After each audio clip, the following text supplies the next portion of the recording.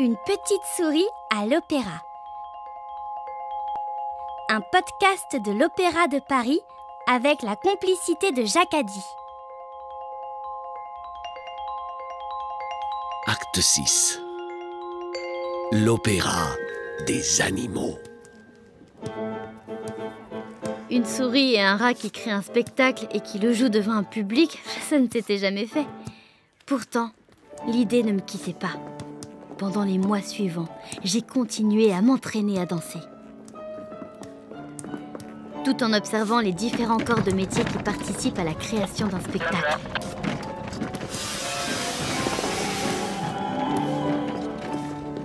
J'ai particulièrement observé les metteurs en scène. Le metteur en scène, c'est celui qui fait en sorte que tous ces différents éléments s'organisent de manière cohérente et intelligente et belle et émouvante. Il dit à tout le monde ce qu'il faut faire.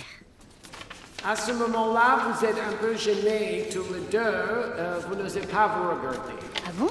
C'est seulement quand Geneviève commence à chanter que vos regards se croisent et ne se lâchent plus. Ah mais oui, comme ça on comprend qu'ils sont timides mais qu'ils sont amoureux. Quand le cœur arrive que tes cours de Thierry, tu prends la main de Geneviève et tu l'emmènes côté jardin. Eh oui, ils veulent être un peu tranquilles les amoureux. Il y a un cage au sol à l'endroit où le projecteur va vous éclairer. Ah oui, c'est pratique ça. Mettre un petit scotch de couleur sur le sol pour qu'on se place bien là où il y aura la lumière du projecteur. Ah, je retiens l'idée. Maintenant, il fallait arrêter de se poser des questions et se lancer. Allez Lucas, à nous de jouer. T'es sûr qu'on va y arriver? L'idée de créer notre propre spectacle m'enthousiasmait, mais elle soulevait aussi beaucoup de questions. Quoi danser? Quoi chanter? Jouer une œuvre qui existe ou bien tout imaginer nous-mêmes? Et pour raconter quoi? Et où? Et à qui? Tu sais, Lucie, je me disais, on pourrait raconter l'histoire d'une petite souris qui débarque à l'opéra pour devenir danseuse. Ça me dit quelque chose, ça. Elle pourrait rencontrer un rat tout ronchon qui finirait par devenir à la fois sa famille et son meilleur ami.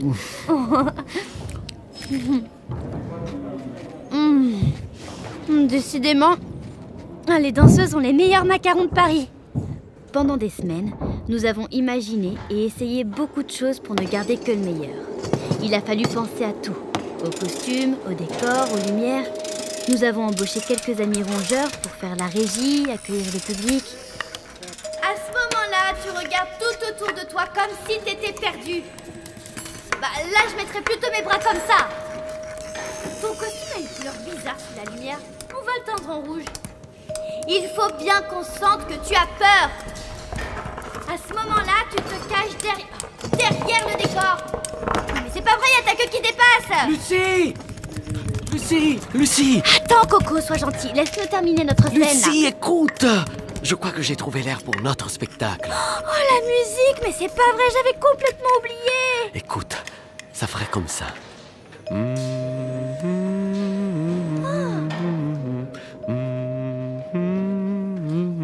c'est beau.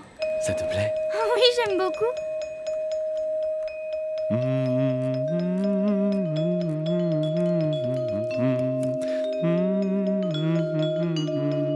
Oh, c'est beau.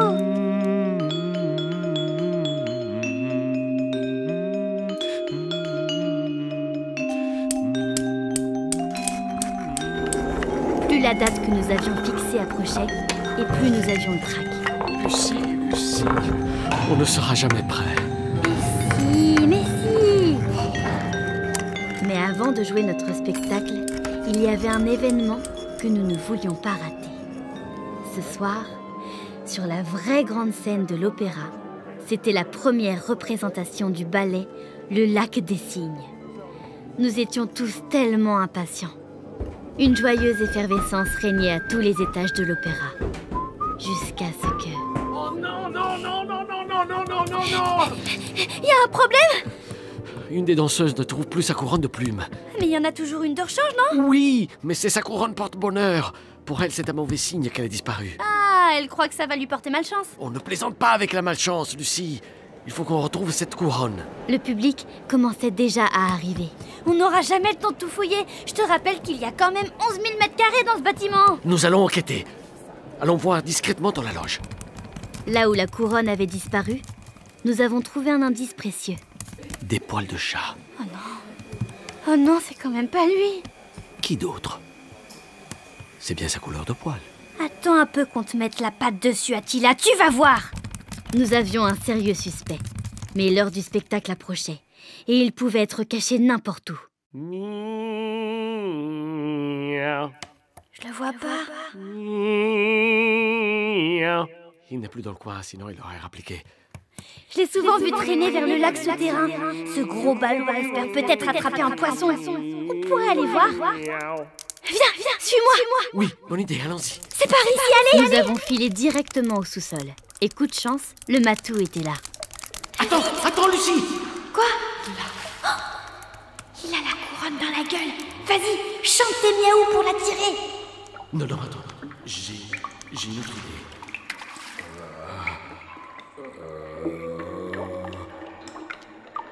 Attila! Lâche la couronne immédiatement, ou bien je te transforme en cafard sur le champ! Attila le chat a filé sans demander son reste. Nous avons pu récupérer la couronne. Elle n'est pas abîmée. Parfait, allons-y. Qu'est-ce que tu fais? Qu'est-ce qu'il y a, Lucie? Tu as une drôle de tête. T'as vu un fantôme? C'était toi. Quoi, moi? Quand Rothbar m'a parlé, en vrai, c'était toi. Tu me veux? C'était toi. Je ne voulais pas me moquer de toi, tu sais. Mais à ce moment-là, c'était le seul moyen pour que tu m'écoutes. Et moi qui voulais te le présenter. Mais grâce à mon conseil, tu as travaillé dur. Et tu danses tellement bien maintenant. Mais je n'aurais pas dû. C'est vrai. Pardon. Bon, on a une couronne de plumes à rapporter à une danseuse, non? Alors tu me pardonnes? Bah oui, gros bêta. La salle était pleine. Il y avait du public partout, jusqu'au 4e balcon. Je voyais des humains très bien habillés qui s'étaient fait tout beau pour l'occasion. Peut-être pour qu'il y ait aussi un peu de spectacle dans la salle. Luca et moi avions choisi la meilleure place, le poste du régisseur. Là où il est, il voit à la fois ce qu'il se passe sur scène et dans les coulisses. Ok, maestro, we're ready? J'adore ces moments-là, quand la lumière baisse dans la salle, que le public tout à coup se tait.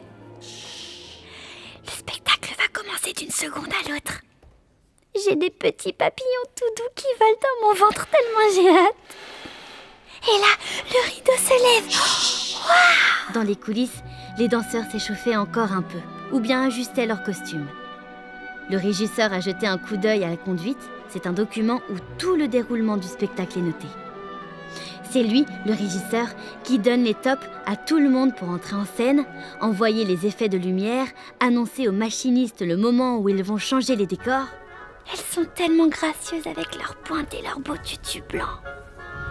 Regarde, Luca, c'est la danseuse à qui on a rendu sa couronne porte-bonheur. Tu vois comme elle est tranquille et comme elle danse bien. Ça valait la peine. Nous aussi, il va nous falloir des porte-bonheur. Parce que, je te préviens, j'ai déjà le trac. Le public a fait un triomphe. Les spectateurs ont même applaudi debout tellement ça leur avait plu. C'est trop bon, les applaudissements, ça fait vibrer de partout, comme si on dansait. Les humains sont quand même forts, hein? Ils font même de la musique avec leur corps.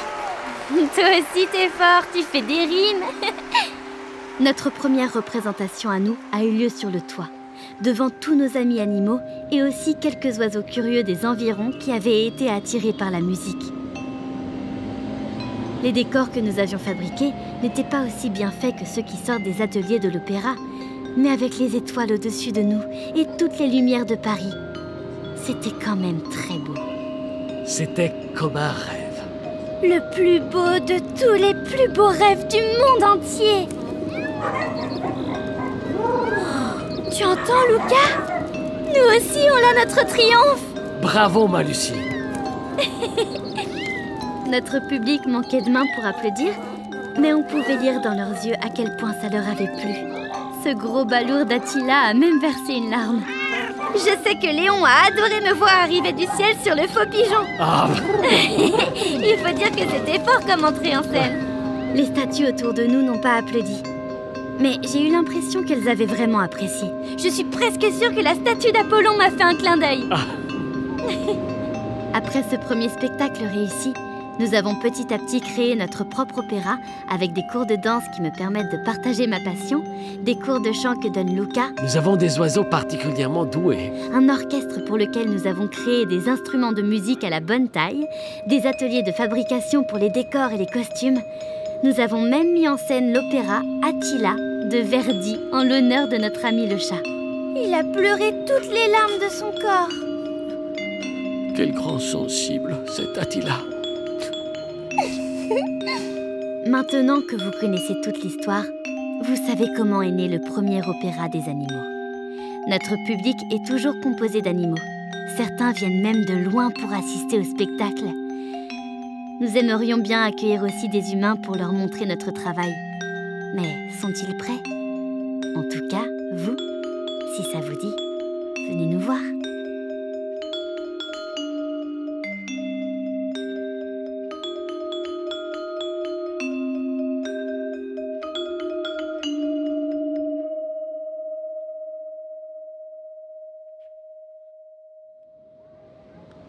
Une petite souris à l'opéra, un podcast de l'Opéra de Paris avec la complicité de Jacques Addy. Produit par Kid Sono Avec Lily Caruso. et Corrado Invernizzi. Écrit par Ève-Marie Boucher. Sur une idée originale de Benoît Husson. Et réalisation Ève-Marie Boucher. Et Benoît Husson. Musique originale de Cédric Barbier Bruitage, Benjamin Rosier. et Nicolas Lockhart. Montage son et mixage, Nicolas Lockhart. Prise de son, Nicolas Sacco. Producteur délégué, Benoît Husson. Coordination Opéra de Paris, Caroline Brown, Aliénor Courtin, Anthony Devaux, Inès Piovesan, Gwenola Tate.